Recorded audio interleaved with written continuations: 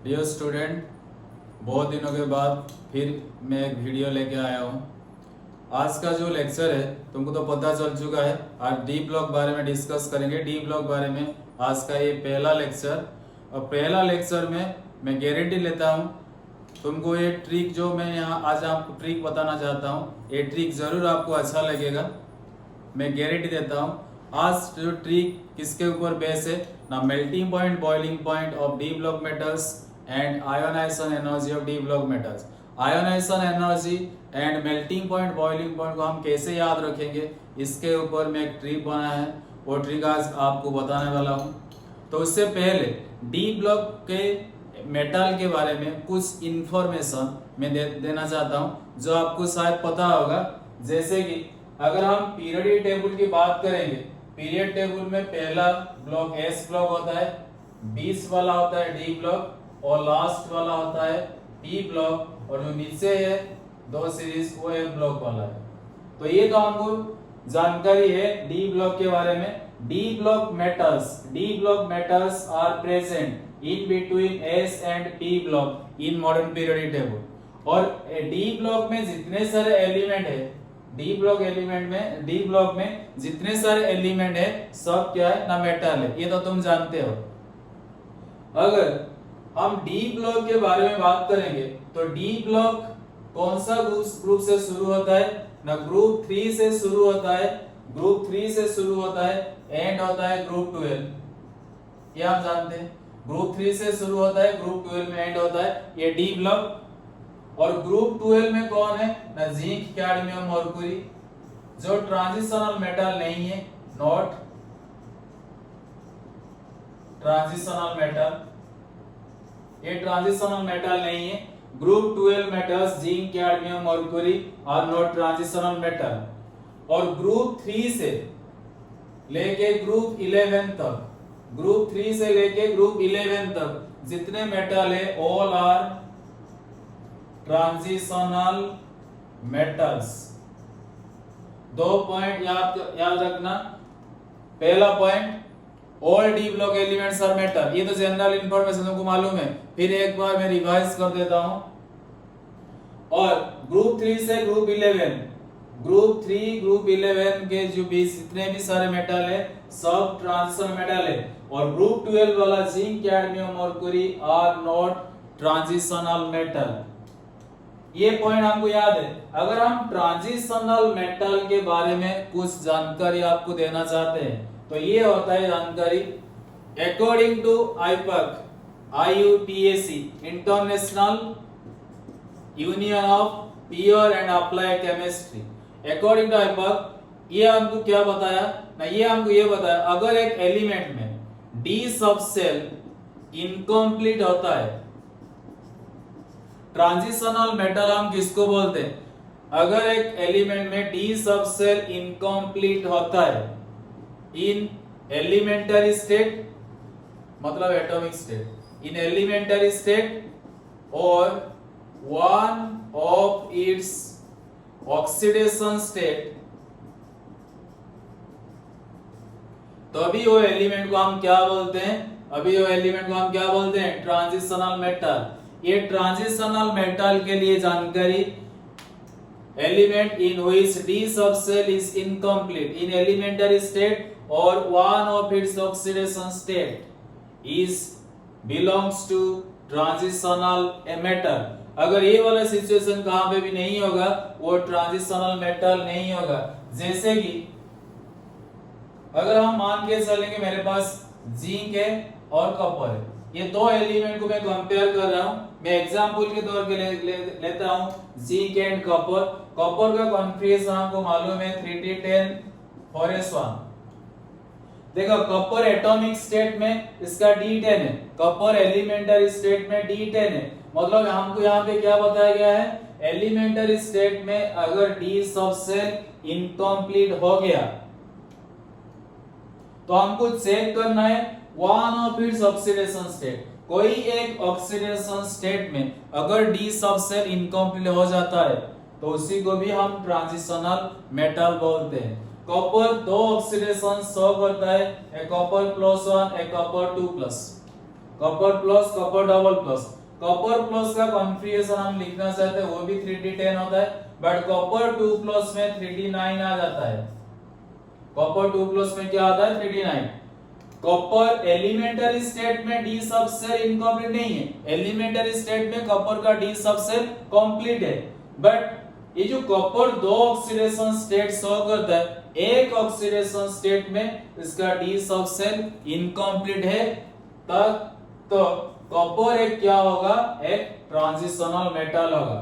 Copper एक इसका example ना, एक ट्रांजिशनल मेटल का एग्जांपल, क्योंकि एलिमेंटरी स्टेट में तो डी सब सेल इनकम्प्लीट नहीं है।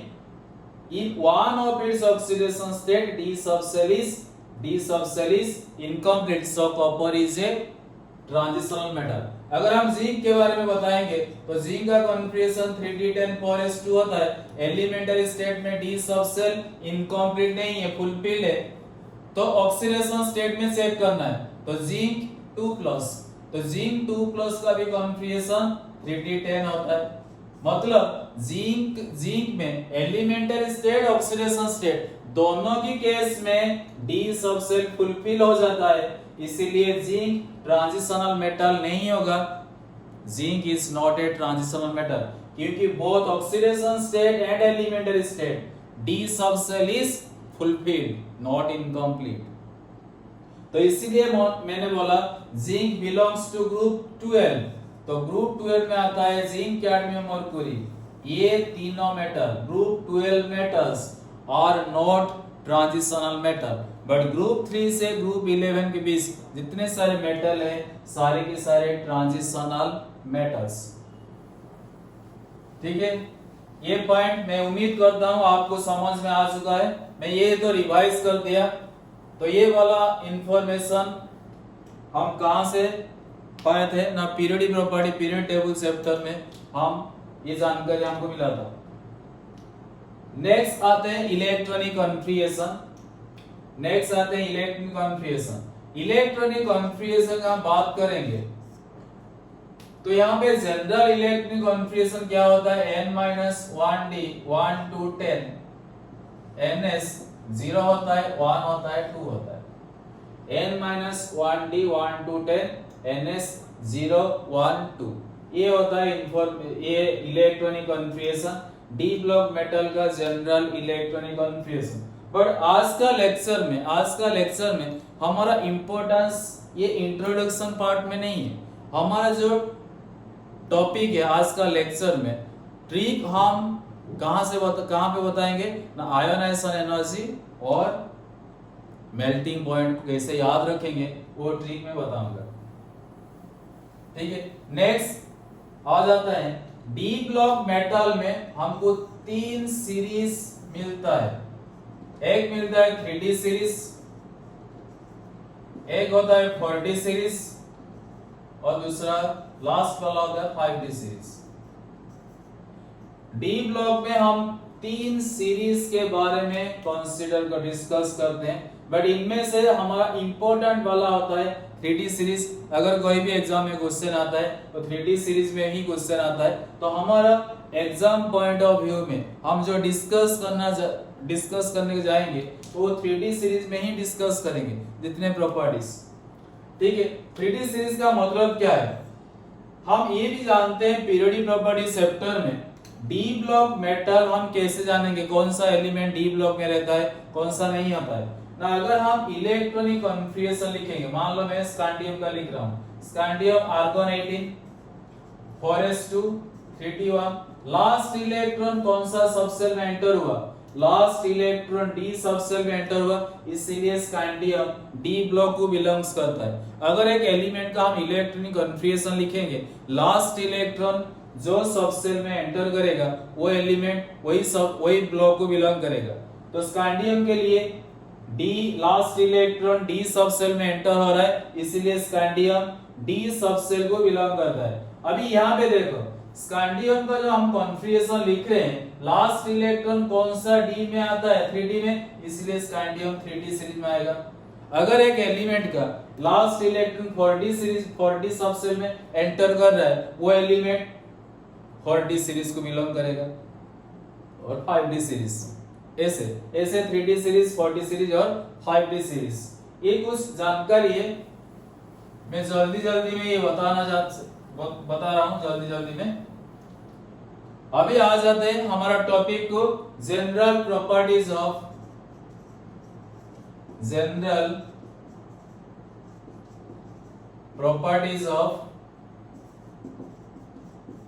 D block metals.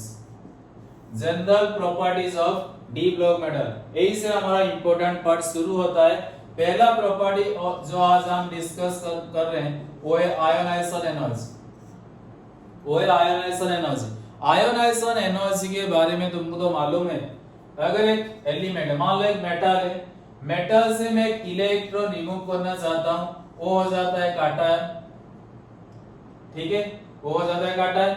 ये जो इलेक्ट्रॉन लॉस हो रहा है, ये इलेक्ट्रॉन लॉस होने के लिए कुछ एनर्जी चाहिए, वो एनर्जी को हम बोलते हैं आयोनाइजेशन एनर्जी। ये थोड़ा इंफॉर्मेशन मैं दे दिया और उम्मीद करता हूं ये तुम जानते हो। आयोनाइजेशन एनर्जी है क्या तुम सभी जानते हो, बट हम यहाँ पे बताएंगे, यहाँ पे अब बताना चाहूंगा मैं। तो आयोनाइजेशन एनर्जी को कैसे याद रखेंगे, जैसे मैं पहला लिख रहा हूं फास्ट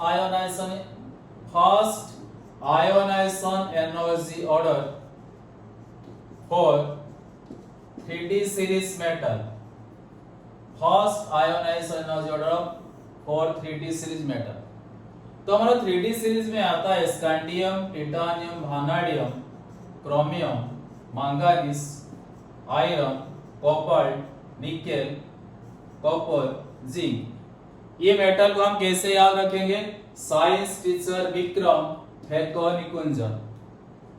एससी मतलब साइंस टीचर, टीआई मतलब teacher, Vikram vanadium, chromium, manganese, फेको आयरन, कॉपर, निकुंजन nickel, copper, zinc. Science teacher Vikram फेको निकुंजन।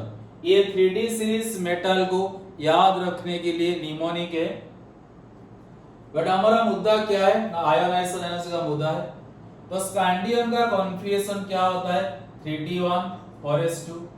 टिटानियम होता है D2s1, मतलब 3D2 मैं 3 4 ओमिट कर रहा हूं, प्रिंसिपल क्वांटम नंबर यहाँ पे मैं ओमिट कर रहा हूं। और वानाडियम होगा D3s2, सॉरी यहाँ पे 1 लिख दिया गलती से। और क्रोमियम होता है D5s1, ये एक्सेप्शनल। मैंगनीज होता है D5s2, आयरन होता है D6s2, कोबाल्ट होता है D7s2, निकेल होता है D8s2, कॉपर एक्सेप्शनल D10s1 और जिंक होता है D10s2। तुमको तो ये मालूम होगा आयोनाइजेशन एनर्जी किसके ऊपर डिपेंडेंट है ना, ionisation energy proportional to Z effective. Effective nuclear charge से ऊपर आयोनाइजेशन एनर्जी डिपेंडेंट है। और ये भी हमको मालूम है, अगर हम left to right period table में लेफ्ट टू राइट जाएंगे तो Z इफेक्टिव इंक्रीज होता है, तो आयोनाइजेशन एनर्जी भी क्या होगा, इंक्रीज होगा। ये पीरियड में, इन पीरियड में आप पीरियड टेबल में हम जो लेफ्ट टू जाते हैं वो पीरियड बोलते हैं। पीरियड में अगर हम लेफ्ट टू राइट जाते हैं तो Z इफेक्टिव इंक्रीज होता है। अगर Z इफेक्टिव मतलब इफेक्टिव न्यूक्लियर चार्ज इंक्रीज हो रहा है तो आयोनाइजेशन एनर्जी भी इंक्रीज हो जाएगा। तो ये देखो scandium, titanium, vanadium, chromium, manganese, left to right चलो तो आयोनाइजेशन एनर्जी क्या होगा, इंक्रीज होगा। बट यहाँ पे 3 एक्सेप्शन है जहां पे डिक्रीज हो जाएगा।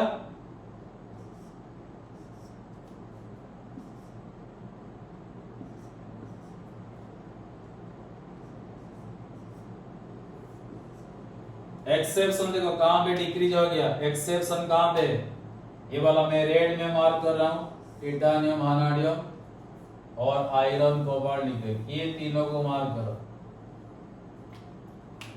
और इसके अलावा बाकी देखो लेफ्ट टू राइट क्या होता है, लेफ्ट टू राइट आयोनाइजेशन क्या होता है, ये कौन सा वाला आयोनाइजेशन जी, फास्ट आयोनाइजेशन एनर्जी, मतलब हम पहला इलेक्ट्रॉन को रिमूव करना चाहते हैं, देखो यहाँ पे कितने वैलेंस शेल में 3 इलेक्ट्रॉन, इससे पहला इलेक्ट्रॉन लॉस होगा, मतलब सभी एलिमेंटरी स्टेट में वो पहला इलेक्ट्रॉन लॉस हो रहा है, इसलिए यहाँ पे मैंने फर्स्ट आयोनाइजेशन एनर्जी लिखा है। तो कैसे याद रखेंगे ना, लेफ्ट टू राइट आयोनाइजेशन तो इंक्रीज होता है, बट यहाँ पे एक्सेप्शन वाला पार्ट कौन है ना, titanium, vanadium, iron, copper, nickel. कैसे याद रखेंगे, निमोनिक क्या है, फर्स्ट आयोनाइजेशन एनर्जी के लिए निमोनिक। तो यार वो सभी ऐसे याद रखना, टीबी हेकोनी, मतलब हमारे पास एक टीबी है, उसको हम फेंकना चाहते हैं, टीबी फेकोनी, ठीक है, मतलब इसको फेंक दो, टीबी फेकोनी, मतलब ऐसे याद रखेंगे, फेंक दो, टीबी फेकोनी, टीबी मतलब टिटानियम, वैनेडियम, फेकोनी में क्या है, आयरन है, कोबाल्ट है, निकेल है। देखो फेकोनी मतलब फेंक दो, ऐसे याद रखेगा, फेकोनी मतलब फेंक दो, फेंक दो मतलब डिक्रीज हो गया। देखो टिटानियम, वैनेडियम डिक्रीज होगा, और आयरन से कोबाल्ट डिक्रीज होगा, कोबाल्ट से निकेल डिक्रीज होगा। फिर से बता रहा हूं, left to right first ionisation energy, यहाँ पे जो हम आयोनाइजेशन एनर्जी के बारे में डिस्कस कर रहे हैं, वो लेफ्ट टू राइट तो इंक्रीज होता है, बट एक्सेप्शनल पार्ट कहाँ है, रेड में मैंने मार्क किया है, वो कैसे याद रखेंगे ना, टीबी फेकोनी, मेरे पास एक टीबी है, उसको फेंक दो, फेंक दो मतलब डिक्रीज, तो टिटानियम, वैनेडियम डिक्रीज होगा, आयरन से कॉपर डिक्रीज होगा, कॉपर से निकेल डिक्रीज होगा, बस याद रखना।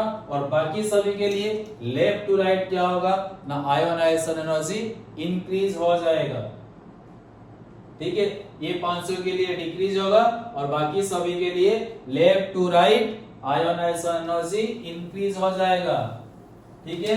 ट्रिक लिख दिया, टीबी फेकोनी, बार बार ये ट्रिक को याद रखना, बार बार इसको प्रैक्टिस करना, तो आराम से ये याद आ जाएगा। अगर आपको यहाँ पे 2 पॉइंट बताना चाहते हैं, पॉइंट ये है, क्रोमियम का फर्स्ट आयोनाइजेशन एनर्जी लो होता है, इसे क्यों होता है, क्रोमियम का पहला आयोनाइजेशन एनर्जी बहुत कम होता है, ऐसा क्यों होता है ना, हम क्रोमियम का कॉन्फिगरेशन चेक करेंगे, 3d5 4s1 होता है, 3d5 4s1 होता है क्रोमियम का इलेक्ट्रॉनिक कॉन्फिगरेशन। अगर ये वाला इलेक्ट्रॉन लॉस हो जाएगा, मतलब क्रोमियम से क्रोमियम प्लस हो गया, एक इलेक्ट्रॉन लॉस हो गया, अभी जो क्रोमियम के पास जो कॉन्फिगरेशन था, क्रोमियम प्लस हो गया ना 3d5 मतलब एक स्टेबल इलेक्ट्रॉनिक कॉन्फिगरेशन, 3d5 मतलब क्या है, एक स्टेबल इलेक्ट्रॉनिक कॉन्फिगरेशन, मतलब क्रोमियम ये बोलेगा कौन सा इलेक्ट्रॉन को, 4s इलेक्ट्रॉन को, तू चला जा, तू जानने के बाद मैं स्टेबल होऊंगा। क्रोमियम क्या बोलेगा 4s इलेक्ट्रॉन को, तू मेरे से बाहर चला जाए, तू जाने के बाद मैं और ज्यादा स्टेबलाइज हो जाऊंगा, इसीलिए वो आसानी से लॉस हो जाएगा। मतलब ये इलेक्ट्रॉन को लॉस करने के लिए ज्यादा एनर्जी हमको नहीं चाहिए, कम एनर्जी से वो लॉस हो जाएगा, इसीलिए क्या हम बोलते हैं, क्रोमियम का पहला आयोनाइजेशन एनर्जी क्या होता है, लो होता है। आई थिंक समझ में आ चुका है आपको। अभी नेक्स्ट पॉइंट, कॉपर का पहला आयोनाइजेशन एनर्जी हाई होता है, कॉपर का फर्स्ट आयोनाइजेशन एनर्जी हाई होता है, ऐसा क्यों? जो लैंग्वेज एनसीईआरटी बुक में, वही लैंग्वेज को मैं यहाँ पे बता रहा हूँ, और ट्रिक बता रहा हूँ कैसे हम याद रखेंगे। कॉपर का in copper first ionisation energy is high, ऐसा क्यों होता है ना, कॉपर का कॉन्फिगरेशन, सॉरी जिंक, सॉरी, थोड़ा करेक्शन करो, यहाँ पे जिंक, गलती से मैंने कॉपर लिख दिया, जिंक का फर्स्ट आयोनाइजेशन एनर्जी हाई होता है, ऐसा क्यों? अगर हम जिंक का कॉन्फिगरेशन चेक करेंगे, तो जिंक का कॉन्फिगरेशन होता है 3d10 4s2, ये देखो एक स्टेबल, ऑलरेडी स्टेबल कॉन्फिगरेशन में है, d10 फुलफिल्ड, s3 फुलफिल्ड, मतलब जिंक के पास जो कॉन्फिगरेशन है वो एक पहले से ही स्टेबल कॉन्फिगरेशन है। अगर हम ये चाहते हैं जिंक का वैलेंस शेल में एक इलेक्ट्रॉन लॉस होना हम चाहते हैं, तो बहुत दिक्कत वाला बात है, बहुत डिफिकल्ट है। अगर ये इलेक्ट्रॉन रिमूव होना बहुत डिफिकल्ट है तो आपको बहुत ज्यादा एनर्जी डालने पड़ेगा, उसके बाद ये लॉस होगा। बट कम एनर्जी से तो ये इलेक्ट्रॉन लॉस नहीं होगा, क्योंकि जिंक का इलेक्ट्रॉनिक कॉन्फिगरेशन एक स्टेबल स्टेट में है। इसीलिए जिंक का फर्स्ट आयोनाइजेशन एनर्जी क्या होता है, हाई होता है। यहाँ पे 2 पॉइंट, ये 2 पॉइंट एनसीईआरटी बुक में है। 2 पॉइंट क्या है, क्रोमियम का पहला आयोनाइजेशन एनर्जी लो है। क्यों लो है ना, इलेक्ट्रॉन जाने के बाद वो स्टेबल होगा, तो ये जो इलेक्ट्रॉन आसानी से लॉस हो जाएगा। कौन सा वाला इलेक्ट्रॉन लॉस होगा, ना फॉरेस्ट का इलेक्ट्रॉन। बट जिंक से हम इलेक्ट्रॉन रिमूव करना बहुत डिफिकल्ट है, क्योंकि जिंक ऑलरेडी स्टेबल स्टेट में है। 2 पॉइंट मैंने यहाँ पे बता दिया, 2 पॉइंट तुमको समझ में आ चुका है, मैं उम्मीद करता हूं ये। नेक्स्ट आते हैं सेकेंड आयोनाइजेशन एनर्जी को। नेक्स्ट आते हैं हमारा जो सेकेंड आयोनाइजेशन एनर्जी का order for 3D series metal.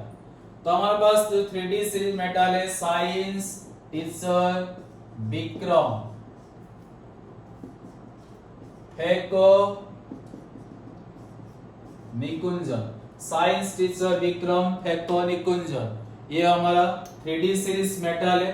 देखो अगर हमको क्वेश्चन में पूछ रहा है second ionisation energy, second ionisation energy, तो हमको ये समझ लेना चाहिए पहला इलेक्ट्रॉन ऑलरेडी लॉस हो चुका है, तो एक एक इलेक्ट्रॉन लॉस करके सभी मेटल का इलेक्ट्रॉनिक कॉन्फिगरेशन लिख दो। मतलब स्कैंडियम होगा 3d1s1। स्कैंडियम था क्या ना, 3d1 था, 3d1 था। अभी मैं सेकेंड आयोनाइजेशन एनर्जी कंसीडर कर रहा हूं, इसीलिए मेरे को ये कंसीडर करना पड़ेगा पहला इलेक्ट्रॉन ऑलरेडी लॉस हो चुका है, तो एक एक इलेक्ट्रॉन लॉस करके हम इलेक्ट्रॉनिक कॉन्फिगरेशन लिख रहे हैं।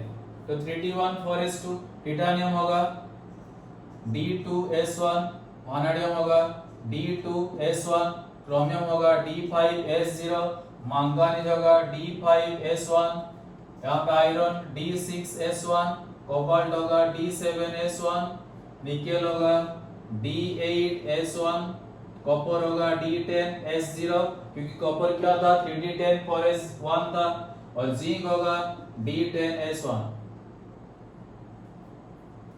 एक चीज और, जो पहला फैक्टर मैंने बताया था ionisation energy proportional to Z effect, ये एक फैक्टर था। और दूसरा फैक्टर क्या है, ionisation energy of half filled and full filled electronic configuration is more. Ionisation energy of half filled and full filled electronic configuration is more. ठीक है, तो पहला ये वाला चेक करना। अगर तुमको स्कैंडियम टिटानियम का आयोनाइजेशन एनर्जी कंपेयर करना है, पहले चेक करो वो जो ऑर्बिटल क्या हाफ फील्ड फुल फील्ड में है। अगर orbital half field full field में है तो आयोनाइजेशन एनर्जी भी ज्यादा होगा। मतलब स्कैंडियम में इलेक्ट्रॉन कहां से लॉस होगा, s में, और टिटानियम भी s में लॉस होगा, पर दोनों का देखो क्या है, सेम है, ये भी s1 ये भी s1, मतलब ये फैक्टर तो सेम है। तो दूसरा फैक्टर हम कंसीडर करेंगे क्या ना, आयोनाइजेशन की प्रोपोर्शनल टू Z इफेक्ट, मतलब लेफ्ट टू राइट तो आयोनाइजेशन क्या होता है, इंक्रीज। तो स्कैंडियम से टिटानियम सेकेंड आयोनाइजेशन ज्यादा होगा, टिटानियम से वानाडियम, यहाँ पे भी s1 यहाँ पे भी s1।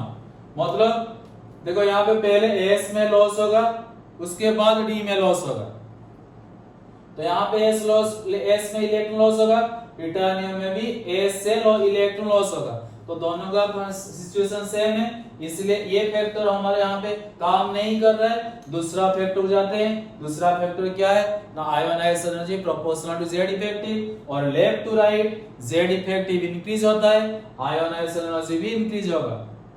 और टिटानियम वानाडियम ये भी s1 ये भी s1, दोनों सेम है, लेफ्ट टू राइट इंक्रीज होगा। अगर क्रोमियम वानाडियम क्रोमियम कंपेयर करेंगे, वानाडियम s1 से लॉस होगा और क्रोमियम में D5 से लॉस होगा, और D5 एक स्टेबल इलेक्ट्रॉनिक कॉन्फिगरेशन है, और ये स्टेबल है, तो इसीलिए क्रोमियम का वानाडियम ज्यादा होता है। ऐसे भी लेफ्ट टू राइट क्या होता है, इंक्रीज। अगर हम क्रोमियम मैंगनीज के बारे में कंपेयर करेंगे, क्रोमियम के साथ मैंगनीज को हम कंपेयर करेंगे, क्रोमियम के लिए इलेक्ट्रॉन लॉस होगा D5 से और मैंगनीज से लॉस होगा S1 से। कौन सा वाला ज्यादा स्टेबल? D5 ज्यादा स्टेबल, इसीलिए क्रोमियम का आयोनाइजेशन एनर्जी ज्यादा होगा मैंगनीज से। कौन सा वाला? Second ionisation energy. समझ में आ गया? ये वाला पार्ट मेरा एक्सेप्शन हो गया। मैं उम्मीद करता था क्रोमियम से मैंगनीज ज्यादा होगा, बट एक्चुअली क्या हुआ ना, क्रोमियम का ionisation energy, second ionisation energy ज्यादा हो गया मैंगनीज से, क्योंकि क्रोमियम का जो इलेक्ट्रॉन हम लॉस, सेकेंड इलेक्ट्रॉन लॉस करने जा रहे हैं, वो सेकेंड इलेक्ट्रॉन स्टेबल D5 से लॉस हो रहा है और मैंगनीज से इलेक्ट्रॉन S1 से ही लॉस हो रहा है। अगर मैंगनीज आयरन सेम S1 दोनों सेम है, इसलिए लेफ्ट टू राइट क्या होगा? इंक्रीज। आयरन कोबाल्ट S1 दोनों सेम है, left to right ionisation increase. Cobalt nickel दोनों सेम है, S1 तो increase. Nickel S1 copper D10 एक stable configuration, D10 stable configuration, तो निकेल से कॉपर का ज्यादा होगा सेकंड आयोनाइजेशन एनर्जी। अगर कॉपर जिंक को हम कंपेयर करेंगे, कॉपर D10 से लॉस होगा और जिंक में S1 से लॉस होगा। D10 S1 कहां से इलेक्ट्रॉन रिमूव करना मुश्किल होता है? D10 से, क्योंकि D10 स्टेबल, इसलिए कॉपर का सेकेंड आयोनाइजेशन एनर्जी ज्यादा होता है जिंक से, और क्रोमियम का सेकेंड आयोनाइजेशन एनर्जी ज्यादा होता है मैंगनीज से और टाइटेनियम से। हो गया? तो इस कैसे याद रखेंगे?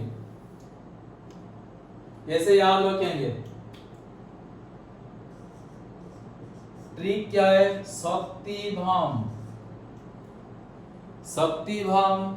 फिर क्रोकोजिंकू, शक्तिभाम फिर क्रोकोजिंकू। मतलब शक्तिभाम में क्या है? 100 मतलब स्कैंडियम, शक्ति ती में क्या आता है? टिटानियम, भीरे में क्या आता है? वानाडियम, भाम में भी और ए में क्या है? मैंगनीज। शक्तिभाम फिर मतलब आयरन, क्रोको मतलब क्रोमियम कोबाल्ट, जिंकू में क्या है? जिंक, निकेल, कॉपर, जिंकू।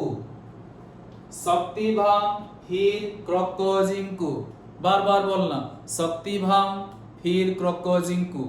ये सेकेंड आयोनाइजेशन एनर्जी का ऑर्डर, और left to right ionisation energy क्या होगा? ये जो ऑर्डर बस इंक्रीज होता जाएगा, क्योंकि ये जो ऑर्डर मैंने बता दिया, ये ऑर्डर को हम पूरा रेगुलरली इंक्रीजिंग ऑर्डर में लिखते हैं। ये इंक्रीजिंग ऑर्डर क्या है ना? शक्तिभाम फिर क्रोकोजिंकू।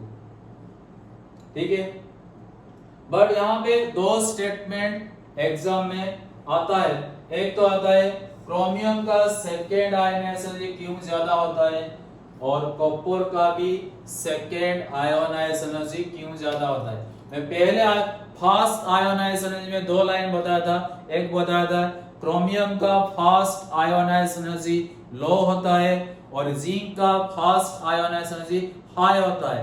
ये पहला आयोनाइजेशन में बताया था। अभी सेकेंड आयोनाइजेशन एनर्जी में 2 लाइन ऐसे भी आता है, क्या ना? Second ionisation energy of chromium and copper are high. Line क्या है हमारा? स्टेटमेंट हमारा यहाँ पे क्या है? क्रोमियम, ऐसे ये नोट कर लेना, second ionisation energy of chromium and copper are high. First ionisation energy में मैं एक लाइन बताया था, अभी सेकेंड आयोनाइजेशन एनर्जी में मैं लाइन बता दिया। ठीक है, ये था हमारा जो ऑर्डर, और इंक्रीजिंग ऑर्डर में कैसे याद रखेंगे? शक्तिभाम फिर क्रोकोजिंकू। ठीक है, ये trick to remember second ionisation energy of 3D series metal. पहला ट्रिक था trick for fast ionisation energy, और क्या है? और 3D सीरीज मेटल। अगर हम यहाँ पे एक ग्राफ प्लॉट करना चाहते हैं, अगर यहाँ पे हम एक ग्राफ प्लॉट करना चाहते हैं तो ग्राफ कैसे होगा?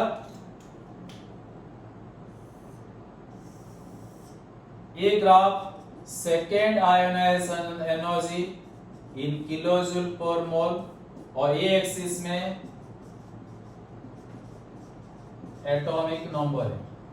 तो मैं यहां पे ग्राफ प्लॉट कर रहा हूं।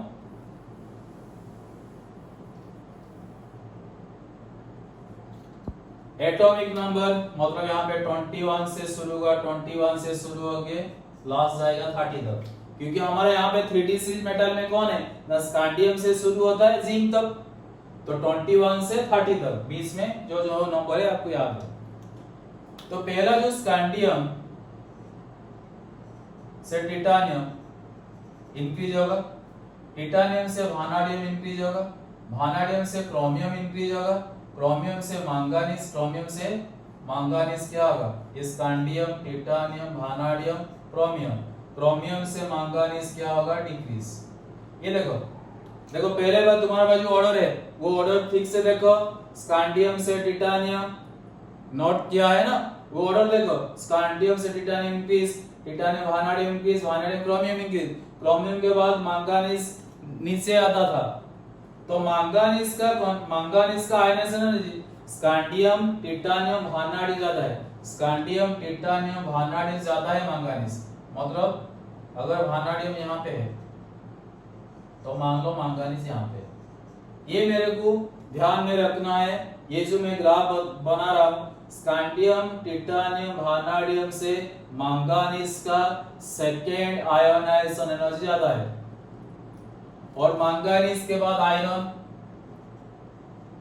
देखो क्रोमियम से कम है आयरन, तो ये जो क्रोमियम का लाइन है, ये जो ऊपर होगा क्रोमियम का लाइन, मान लो ये ऊपर है ये, और मैंगनीज, ये वाला मैंगनीज से ऊपर है आयरन, बट क्रोमियम से नीचे है आयरन, क्रोमियम से नीचे है आयरन, और आयरन के बाद कोबाल्ट, कोबाल्ट का आयनाइजेशन ये क्रोमियम ज्यादा है इसलिए ऊपर जाएगा ये कोबाल्ट। उसके बाद जाएगा निकेल, इसके बाद जाएगा कॉपर, आयरन, ये कोबाल्ट, मान लो यहाँ पे है निकेल, ऊपर है कॉपर, और जिंक का आयनाइजेशन कोबाल्ट से ज्यादा है तो ये हो गया जिंक। तो ये हो गया graph for second ionization energy. देखो यहाँ पे कोबाल्ट से ऊपर है जिंक, कोबाल्ट से ऊपर है जिंक, पर इसका जो ट्रिक मैंने बता दिया, ट्रिक क्या था, शक्तिभाम फिर प्रोकोजिंको, ये था सेकेंड आयनाइजेशन एनर्जी का ग्राफ। इसका फोटो खींच लो, ठीक है। नेक्स्ट आते हैं थर्ड आयोनाइजेशन एनर्जी को। नेक्स्ट क्या आते हैं, थर्ड आयोनाइजेशन एनर्जी। अगर हम थर्ड आयोनाइजेशन एनर्जी का ऑर्डर लिखेंगे 3D सीरीज मेटल का, तो हमारे पास scandium, titanium, vanadium, chromium, manganese, iron, cobalt, nickel, copper, zinc. ये थर्ड आयोनाइजेशन एनर्जी मतलब क्या है ना, मतलब 2 इलेक्ट्रॉन ऑलरेडी लॉस हो चुका है, तो 2 इलेक्ट्रॉन लॉस करके लिख दो 31, मतलब यहाँ पे D2, यहाँ पे होगा D3, यहाँ पे होगा D4, ये होगा D5, ये होगा D6, D7, D8, D9, D10, ये हो जाएगा। 2 इलेक्ट्रॉन कॉन्फिगरेशन तुमको मालूम है, मतलब स्कांडियम का मालूम है, इसे 2 इलेक्ट्रॉन लॉस करके लिख दो। टिटानियम का कॉन्फिगरेशन मालूम है, टिटानियम का कॉन्फिगरेशन में से 2 इलेक्ट्रॉन लॉस करो, उसके बाद लिख दो, क्योंकि हम यहाँ पे थर्ड आयोनाइजेशन एनर्जी कंसीडर कर रहे हैं। तो मालूम है half field full filled electronic configuration का आयोनाइजेशन एनर्जी ज्यादा होगा। तो D1 D2 यहाँ पे हाफ फील्ड नहीं है, फुल फील्ड नहीं है, तो हाफ फील्ड फुल फील्ड वाला कॉन्सेप्ट हम यहाँ पे लागू नहीं करते, और हम जानते हैं लेफ्ट टू राइट क्या होता है, लेफ्ट टू राइट आयोनाइजेशन क्या होता है, इंक्रीज। तो इसलिए स्कांडियम से टिटानियम इंक्रीज होगा, D2D3 half field full field नहीं है, टिटानियम से वानाडियम ज्यादा होगा, D4 ज्यादा होगा, क्योंकि हाफ फील्ड फुल फील्ड वाला कॉन्सेप्ट यहाँ पे लागू नहीं हो रहा है। बट हम जानते हैं लेफ्ट टू राइट क्या होता है ना, आयोनाइजेशन एनर्जी इंक्रीज होता है। ये हो गया देखो D5, तो D5 मतलब इसका आयोनाइजेशन एनर्जी क्रोमियम से ज्यादा होगा। सेकंड वाला था क्रोमियम ज्यादा था मैंगानीज से, अभी थर्ड आयोनाइजेशन एनर्जी किससे ज्यादा हो गया, मैंगानीज का। और D5 D6 अगर हम कंपेयर करेंगे इसका ज्यादा होगा आयोनाइजेशन एनर्जी, क्योंकि D5 एक स्टेबल कॉन्फ़िगरेशन में, तो स्टेबल कॉन्फ़िगरेशन होने के कारण मैंगानीज का थर्ड आयोनाइजेशन एनर्जी आयरन से ज्यादा है। और आयरन कॉपर को हम कंपेयर करेंगे तो D6 D7 half field full field concept नहीं है, left to right ionisation increase होता है। कॉपर निकेल भी सेम बात है, निकेल कॉपर भी सेम सिचुएशन है, और जिंक ज्यादा होगा क्योंकि जिंक D10 में, तो D10 एक स्टेबल कॉन्फ़िगरेशन में।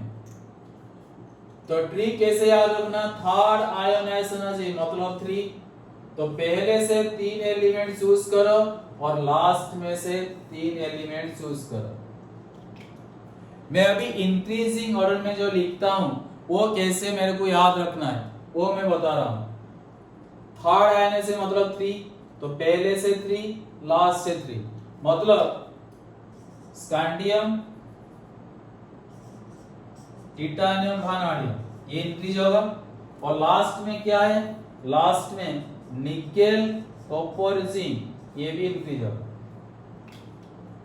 और यहां पे जो मैंगानीज है, ये मैंगानीज को निकेल के पीछे ले जाओ, और यहाँ पे जो आयरन है उसको वानाडियम आगे लेके आओ। मैंगानीज को ले जाएंगे निकेल के पीछे, मतलब निकेल के पीछे मैंगानीज, और वानाडियम के आगे कौन आएगा, आयरन। और बीच में क्या है, बीच में क्या है देखो, बीच में क्या है, क्रोको, बीच में क्या है, और कौन सा एलिमेंट बच गया हमारे पास में ना, क्रोको, तो मतलब आयरन से ज्यादा होगा क्रोमियम, उससे ज्यादा कॉपर। ये हो गया ऑर्डर, ये हो गया इंक्रीजिंग ऑर्डर में। याद रखेंगे कैसे, थर्ड आयोनाइजेशन एनर्जी मतलब बराबर टू 3, ऐसे याद रखेंगे। तो पहले से 3 एलिमेंट लास्ट में, तो ये ऑर्डर हमने यहाँ पे लिख दिया। ये ऑर्डर तो को याद कैसे रखें बता दिया मैंने, हाफ फील्ड फुल फील्ड वाला कांसेप्ट और आयोनाइजेशन प्रोपोर्शनल जेड इफेक्टिव ये वाला कांसेप्ट मैंने यहाँ पे बता दिया। और पहले से 3 लास्ट में 3 मैंने पहले रख दिया। और जो मैंगानीज बीच में है वो मैंगानीज निकेल के पीछे ले आते हैं, और यहाँ पे मैंगानीज के राइट में आयरन है, आयरन को वानाडियम आगे ले आते हैं, रख दिया। बाकी बचा 2 एलिमेंट, क्या, क्रोको मतलब क्रोमियम कोबाल्ट। ये पूरा है increasing order of third ionisation energy. ऐसे मैंने बता दिया ट्रिक तुमको, 3 आयोनाइजेशन एनर्जी, पहला first ionisation energy, second ionisation energy and third ionisation energy को कैसे याद रखेंगे मैंने तुमको ट्रिक बता दिया, ठीक है। अभी इसका ग्राफ अगर तुम प्लॉट करना चाहते हो तो ग्राफ भी यहाँ पे प्लॉट कर सकते हो। Third ionization energy in kilojoule पर मोल और atomic number, third ionization energy with atomic number, ये वाला। तो कैसे हम ग्राफ प्लॉट करेंगे, कैसे ग्राफ प्लॉट करेंगे, तो पहला वाला स्कैंडियम एटॉमिक नंबर 21 से शुरू होके लास्ट तक जाएगा 30। तो पहला वाला स्कैंडियम, स्कैंडियम से बढ़ता है टिटानियम, टिटान ज्यादा है वानाडियम, ठीक है। वानाडियम से इंक्रीज होता था क्रोमियम, क्रोमियम से इंक्रीज हुआ मैंगानीज, बट मैंगानीज से डिक्रीज हुआ आयरन। अगर हम आयरन का लिखेंगे, आयरन स्कैंडियम टिटानियम वानाडियम ज्यादा है, तो मतलब यहां पे आयरन आ जाएगा। आयरन से कोबाल्ट इंक्रीज होगा, जो कोबाल्ट क्रोमियम से ज्यादा है, ये जो क्रोमियम इससे ज्यादा है कोबाल्ट, ठीक से समझ लेना। देखो ये तो मैंने यहाँ पे लिखा है इंक्रीजिंग ऑर्डर में, एक और यहाँ पे मैंने लिखा था ना ऑर्डर, ये ऑर्डर को देख के मैं यहाँ पे ग्राफ बना रहा हूँ। यहाँ पे जो तुम्हारे पास एक ऑर्डर था मैं जो यहाँ पे इरेज कर दिया, ये जो ऑर्डर से मैं ये ग्राफ को प्लॉट कर रहा हूँ। Scandium, titanium, vanadium, chromium, manganese का देखो इंक्रीज हुआ था आयनाइजेशन, थर्ड आयनाइजेशन एनर्जी। उसके बाद मैंगनीज से आयरन डिक्रीज हुआ था। बट यहाँ पे जो ग्राफ में प्लॉट कर रहा हूँ, यहाँ पे मेरे को ये ध्यान देना है, आयरन का थर्ड आयनाइजेशन एनर्जी वानाडियम से ज्यादा है, क्रोमियम से कम है। मतलब क्रोमियम का नीचे आएगा और वानाडियम से ज्यादा होगा। उसके बाद आयरन बाद क्या आता है, कोबाल्ट। कोबाल्ट का थर्ड आयनाइजेशन एनर्जी क्रोमियम से ज्यादा है, तो ये क्रोमियम इससे ज्यादा है कोबाल्ट, बट मैंगनीज से नीचे, बट मैंगनीज से नीचे। उसके बाद आएगा निकेल। देखो निकेल मैंगनीज से ऊपर, मतलब ये वाला यहाँ पे शायद आएगा निकेल, ये मैंगनीज से ऊपर। निकेल के बाद आता है कॉपर, कॉपर के बाद आता है जिंक। ये हुआ हमारा थर्ड आयोनाइजेशन एनर्जी। ये स्कैंडियम, ये टिटानियम, वानाडियम, क्रोमियम, मैंगनीज, ये आयरन, ये कॉपर, यहाँ पे निकेल, ये कॉपर, यहाँ पे जिंक। ठीक है, ये दोनों ऑर्डर को मैं कंपेयर करके ये ग्राफ मैंने प्लॉट कर दिया। मान लो ये ग्राफ दे दिया थर्ड आयनाइजेशन एनर्जी का, तो यहाँ पे पूछ लेगा ये है ए, मतलब अगर ये नीट में आ गया क्वेश्चन, ये ग्राफ दे दिया, यहाँ पे ये बता देगा ये ए है, ये बी है, ये सी है, ये डी है, कौन कौन सा एलिमेंट बताओ, A B C D matching बताओ। ऐसे भी क्वेश्चन आ सकता है, तो इसीलिए मैंने बता दिया first second third ionization energy को कैसे याद रखेंगे, वो ट्रिक मैंने बता दिया और ग्राफ भी तुमको बता दिया। अभी नेक्स्ट आते हैं, अगर हमको ये कंपेयर करना होता है, कॉपर जिंक का हम कंपेयर करेंगे, वो बता रहा है फर्स्ट आयनाइजेशन एनर्जी ऑर्डर, वो बता रहा है second ionization energy order and third ionization energy order.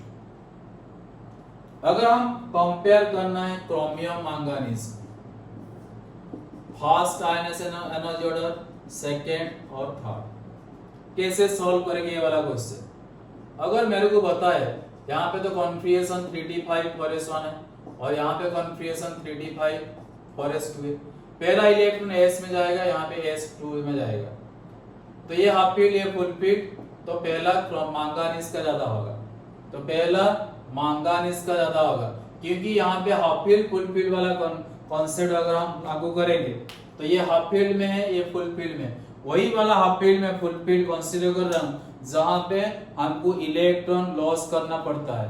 तो क्रोमियम से हम फॉरेस वन में इलेक्ट्रॉन लॉस करेंगे और मैंगनीज में फॉरेस 2 में लॉस करेंगे, तो ये हाफ फील्ड या फुल फील्ड ज्यादा होता है हाफ फुल फील्ड में। अगर सेकेंड आयन से कंसीडर करेंगे, सेकेंड मतलब पहले यहाँ पे इलेक्ट्रॉन तो था लॉस हो गया, अभी यहाँ पे 1 होगा,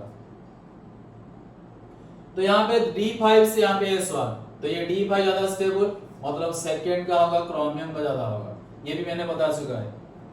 अगर थर्ड आयन से हम कंसीडर करेंगे तो थर्ड मतलब यहाँ पे एक और इलेक्ट्रॉन जाएगा तो 3d4 होगा, यहाँ पे S पूरा लॉस हो गया तो 3d5, ये D4 है, ये D5, तो D5 ज्यादा स्टेबलाइज, तो इसलिए ज्यादा स्टेबल मतलब मैंगनीज का ज्यादा होगा। ऐसे हम कंसीडर करते हैं तो दो एलिमेंट का पहला सेकेंड थर्ड आयोनाइजेशन एनर्जी। ऐसे कॉपर जिंक का, कॉपर का कॉन्फिगरेशन क्या होता है D10S1 और जिंक होता है D10S2। पहला इलेक्ट्रॉन कहां से जाएगा S1, यहाँ पे S2, तो ये हाफ फील्ड ये फुल फील्ड, तो ऑब्वियसली फुल फील्ड का ज्यादा होगा। सेकेंड देखो सेकेंड आयनाइजेशन एनर्जी, अगर सेकेंड आयनाइजेशन हम कंसीडर करेंगे तो एक इलेक्ट्रॉन यहां से लॉस हो गया, एक इलेक्ट्रॉन यहां से लॉस हुआ, तो 4s1। सेकेंड आयनाइजेशन एनर्जी हम कंसीडर करेंगे तो एक इलेक्ट्रॉन हम लॉस कर देते हैं, तो यहाँ पे अभी सेकेंड आयनाइजेशन एनर्जी में कॉपर में इलेक्ट्रॉन लॉस होगा D10 से और जिंक में लॉस होगा S1, तो D10 फुल फील्ड है ज्यादा स्टेबलाइज, तो इसीलिए D10 से इलेक्ट्रॉन लॉस करना बहुत मुश्किल होता है, तो कॉपर का सेकेंड आयनाइजेशन एनर्जी जिंक से ज्यादा होगा जो मैंने बताया। थर्ड, अगर हम थर्ड आयनाइजेशन कंसीडर करेंगे तो ये हो जाएगा D9, कॉपर हो जाएगा D10, S में दो इलेक्ट्रॉन ऑलरेडी लॉस हो गया, तो D9 D10 में से D10 ज्यादा स्टेबल, फुलफिल्ड है, तो इसीलिए D10 का आयनाइजेशन एनर्जी D9 से ज्यादा होगा, मतलब थर्ड आयनाइजेशन एनर्जी जिंक का ज्यादा है। ऐसे हम सॉल्व करते हैं क्वेश्चन। अगर ये स्टेटमेंट के हिसाब से आ गया था, कौन सा वाला स्टेटमेंट करेक्ट है, कौन सा वाला स्टेटमेंट इनकरेक्ट, ऐसे क्वेश्चन आ गया तो नेक्स्ट आते हैं ग्रुप में। अगर हम ग्रुप 3 के बारे में बात करेंगे, स्कैंडियम इट्रियम लैंथानम है ग्रुप 3 में। यहाँ पे मैं कंसीडर कर रहा हूँ फास्ट आयोनाइजेशन एनर्जी। अभी जो मैं ग्रुप में डिस्कस करने जा रहा हूँ वो है फास्ट आयोनाइजेशन एनर्जी के बारे में। तो ऊपर से नीचे जाने से आयोनाइजेशन एनर्जी क्या होता है, डिक्रीज होता है। तो ग्रुप 3 में ऊपर से नीचे जाने से हम ये जानते हैं आयोनाइजेशन एनर्जी डिक्रीज होता है, इसलिए स्कैंडियम ज्यादा होगा, उससे कम होगा इट्रियम, उससे कम लैंथानम। ये कौन सा आयोनाइजेशन एनर्जी ना, फास्ट आयोनाइजेशन एनर्जी का ऑर्डर। अभी अगर हम ग्रुप 12 के बारे में बात करेंगे, तो ग्रुप 12 में कौन है ना, जिंक, कैडमियम, मरकुरी। तुम ये तो जानते हो ना, ग्रुप 4 से लेके ग्रुप 12 तक जो 5D सीरीज एलिमेंट है, वो 5D सीरीज एलिमेंट में लैंथानाइड कॉन्ट्रैक्शन होता है, ये सभी जानते हैं क्योंकि पीरियडिसिटी में हमको पता है, पीरियडिसिटी चैप्टर में हमको ये इंफॉर्मेशन दिया जाता है। ग्रुप 4 से लेके ग्रुप 12 तक 5D सीरीज एलिमेंट में लैंथानाइड कॉन्ट्रैक्शन होता है। लैंथानाइड कॉन्ट्रैक्शन मतलब Z इफेक्ट ज्यादा इंक्रीज हो गया, और Z इफेक्ट इंक्रीज हो गया मतलब आयोनाइजेशन एनर्जी भी इंक्रीज हो गया। तो ये पॉइंट नोट कर लेना। 5D सीरीज कौन है ना, जिंक, 3D सीरीज मेटल, उसके नीचे वाला 4D सीरीज, उसके नीचे वाला 5D series. 5D series metal में लैंथानाइड कॉन्ट्रैक्शन के कारण Z इफेक्टिव इंक्रीज हो जाता है और आयोनाइजेशन एनर्जी भी इंक्रीज हो जाता है।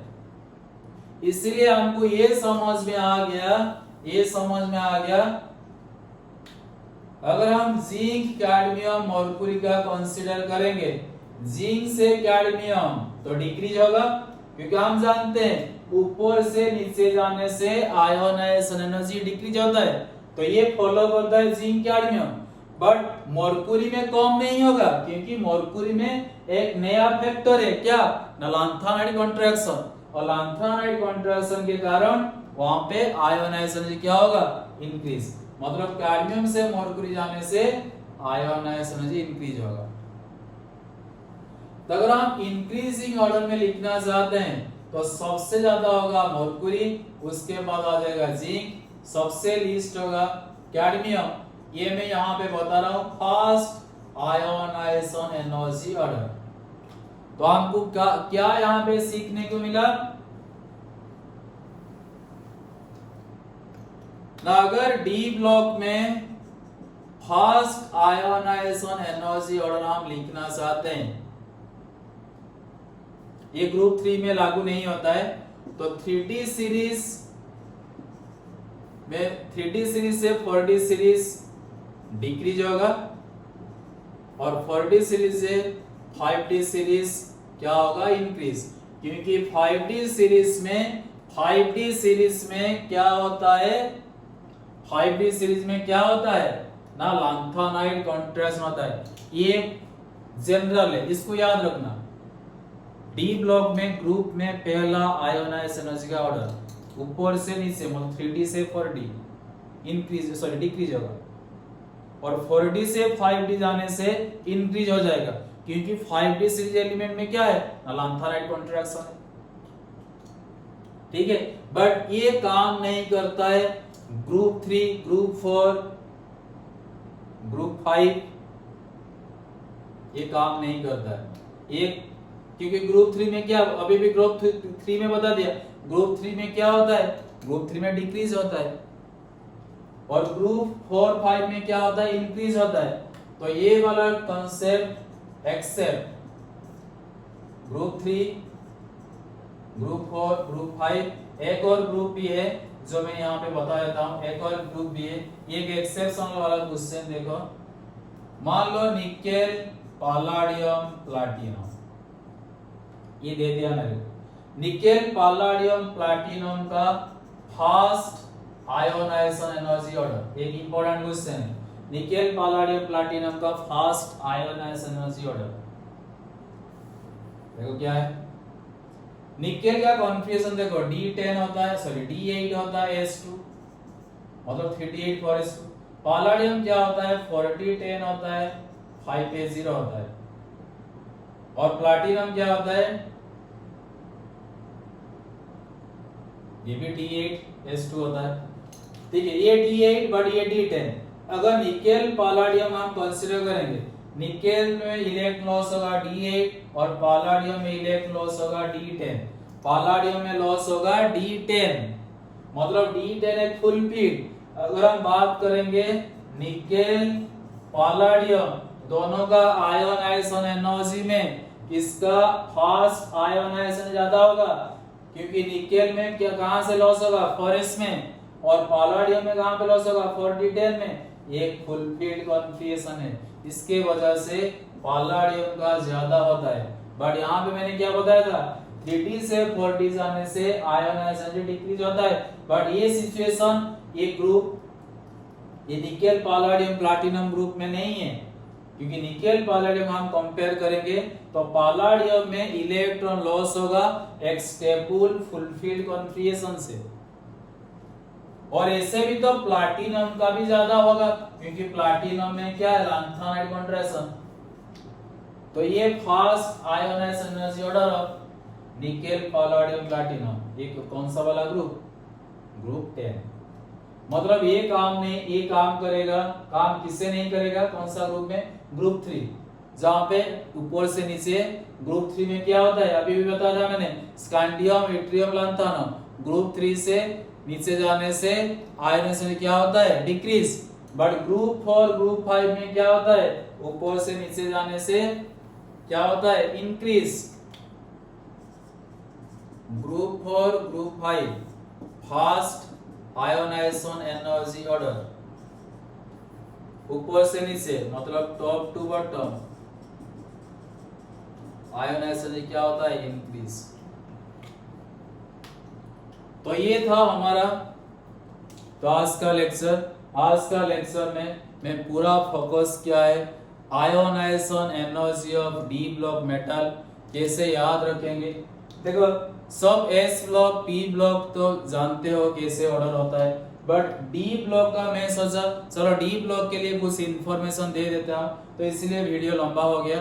तो पूरा फोकस मैंने किया है डी ब्लॉक का आयोनाइजेशन एनर्जी ऑर्डर कैसे याद रखेंगे, कैसे ग्राफ बनता है, अगर ग्राफ वाला क्वेश्चन आ गया तो कैसे करेंगे। ठीक है, तो आई थिंक तो ये वीडियो आपको अच्छा लगेगा। अगर ये वीडियो सच में आपको पसंद आया है तो वीडियो को लाइक करना, सब्सक्राइब करना, ठीक है, ताकि चैनल आगे ग्रो करेगा तो मेरा हौसला भी और इंक्रीज होगा। मैंने जो बताया था मेल्टिंग पॉइंट बॉइलिंग पॉइंट बारे में, तो आज मैं नहीं बता पा रहा हूँ, तो नेक्स्ट अगले लेक्चर में जरूर मैं मेल्टिंग पॉइंट बॉइलिंग पॉइंट के भी ट्रिक बताऊंगा, और रेडियस के भी, आयनिक रेडियस का जबरदस्त ट्रिक बताऊंगा। वेट करना आयनाइजेशन सॉरी रेडियस के लिए, आयनिक रेडियस के लिए बढ़िया बढ़िया ट्रिक है, और ऑक्सीडाइजिंग पावर वाला भी ट्रिक है, बढ़िया बढ़िया ट्रिक रेडी है डी ब्लॉक मेटल में। वेट करना वीडियो को, और वीडियो को ज़्यादा से ज़्यादा शेयर करना, लाइक करना, ताकि और वीडियो बनाने के लिए मेरे को हौसला आएगा। तो इस उम्मीद के साथ आज का लेक्चर खत्म करते हैं। तैयार रहना नेक्स्ट लेक्चर के लिए। Thank you.